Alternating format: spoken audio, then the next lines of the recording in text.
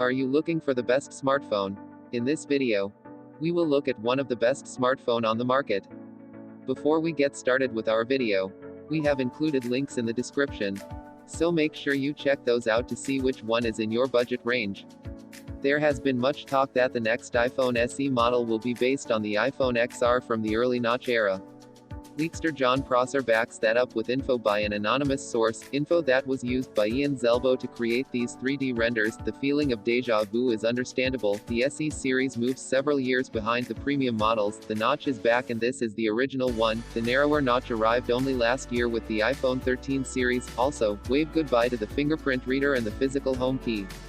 The old school one-camera design is a blast from the past. The colors are new, however: midnight, starlight and product red. The XR color scheme, with yellow, red and blue. It doesn't look too different from the palette of the new iPad 10th Gen. Anyway, the only major hardware upgrade we can expect is the chipset.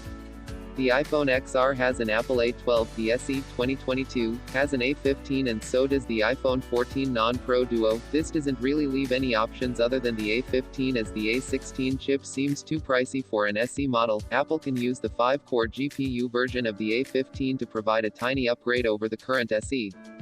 Other than that, we may see more RAM, plus a bigger battery and/or faster charging. Those are the primary differences between the iPhone SE 2022 and the iPhone 8 on which it is based, and it is mostly about catching up with the times. There's one more thing: the charging port. It's possible that it will be a USB-C port instead of Lightning. However, the phone will launch before the deadline, so it might stick with Lightning one last time. We already saw the last iPad holdover switch to Type-C, though, so it may be time to move on.